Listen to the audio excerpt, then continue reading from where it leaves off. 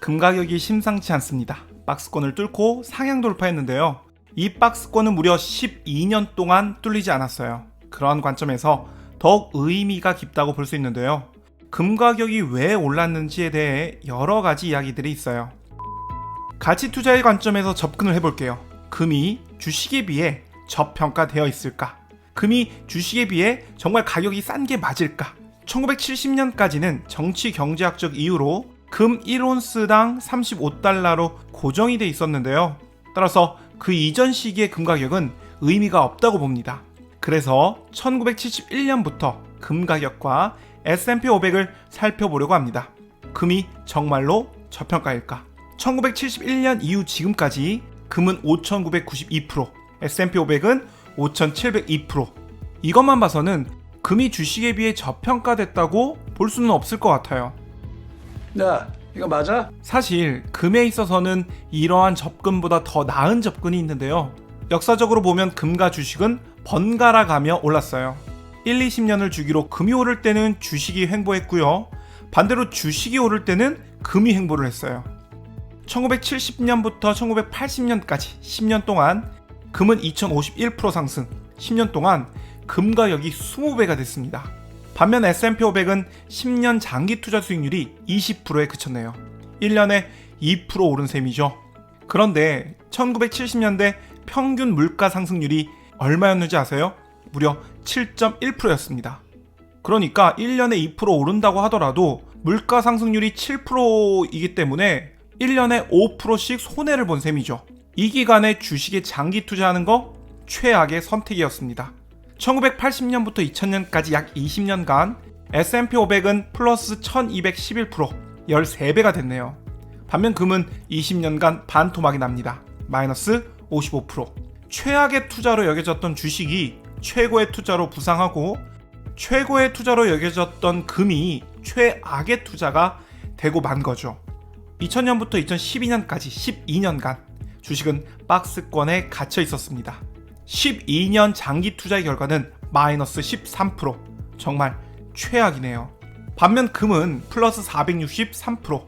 마지막으로 2012년부터 현재까지. 네, 맞습니다. 여러분들이 알고 계시는 그것. 미국 주식은 신이다.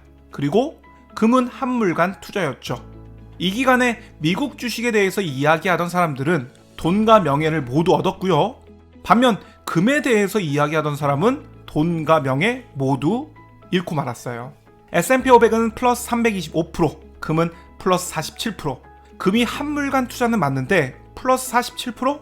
그 이전 시대의 상승률과 비교하면 금도 꽤 올랐네요. 물론 이 상승의 대부분이 최근에 오른 겁니다. 자, 다시 한번 보겠습니다. 금 가격을 시장에 맡긴 이유인 1971년 이후에 현재까지 금과 주식의 상승률을 비교해보면 금이 별로 저평가란 생각은 안 들어요. 오히려 상승률이 비슷하니까 주식이 더 저평가된 게 아닌가 라는 의구심마저 들죠. 그런데 금과 주식이 번갈아 가며 상승과 횡보를 반복했다는 사실을 생각해보면 관점이 조금 바뀝니다. 이제는 금이 오를 차례인가? 라는 생각이 들죠.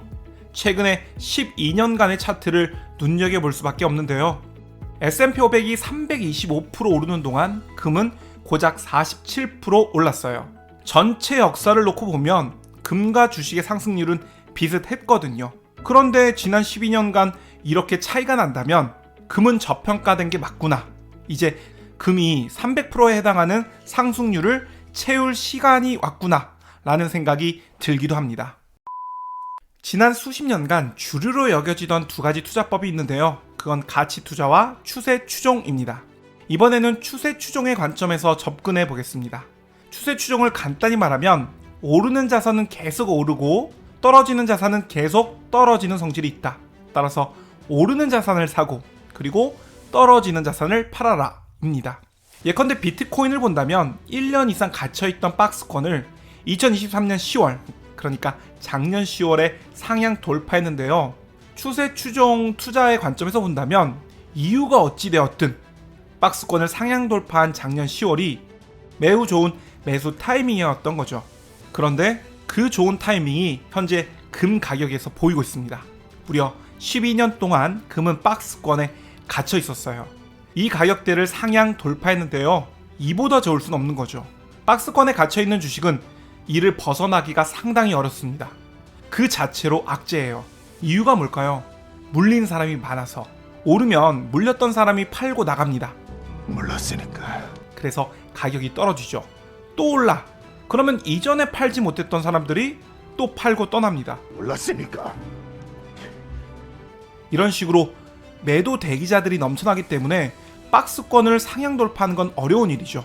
더불어 박스권에 오랫동안 갇혀 있었다면 이를 이용해서 매매를 하는 사람도 생기는데요. 박스권의 하단에서 사서 박스권의 상단에서 팔며 매매 차익을 얻는 거죠.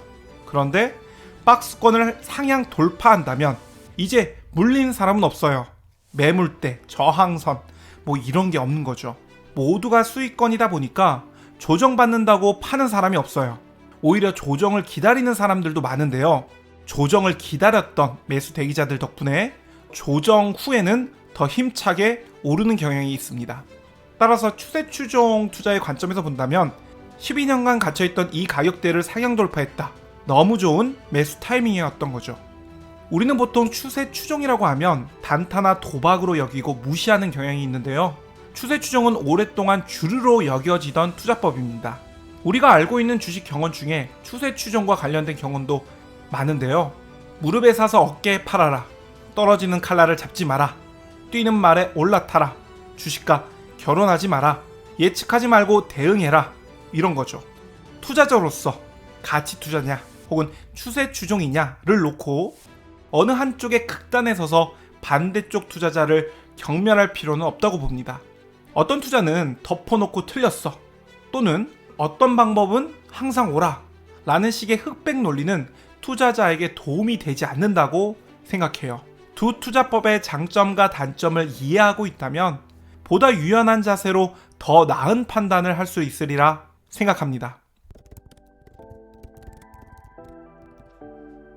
어찌되었든 가치 투자의 관점에서나 추세 추종의 관점에서나 현재는 금에 투자하기에 좋은 시기라고 봅니다. 더불어 포트폴리오를 다양화한다는 관점은 미래가 어떻게 펼쳐지든 절대 실패하지 않는 방법이기도 하고요. 닥터 둠으로 유명한 마크 파버는 그에 져서 내일의 금맥에서 이렇게 말했는데요. 많은 사람들이 특정한 시장과 특정한 부문에 주목할수록 그곳이 아닌 다른 곳에서 새로운 기회가 생긴다. 어쩌면 우리는 상승과 하락의 이유를 찾고 인과관계를 분석하고 논리를 따지느라 정작 중요한 걸 놓치고 있는 게 아닌가 이런 생각이 듭니다. 투자는 기본적으로 싸게 사서 비싸게 파는 것, 저평가된 자산을 사고 고평가된 자산을 파는 것, 오를 자산을 사고 떨어질 자산을 파는 것입니다. 돈은 항상 이 원칙에 맞게 가격이 많이 오른 자산에서 저평가된 곳으로 흘러왔어요. 그리고 앞으로도 그렇게 될 겁니다. 이유가 어찌되었든 과정이 어찌됐든 결국은 고평가된 곳에서 저평가된 곳으로 모두가 열광하는 자산에서 모두가 무시하고 홀대하던 자산으로 돈이 흘러가는 것, 그것뿐입니다. 그것이 역사를 통해 우리가 배울 수 있는 중요한 교훈이고요. 오늘 영상은 여기까지입니다. 여러분들의 성공적인 투자 기원하겠습니다. 감사합니다.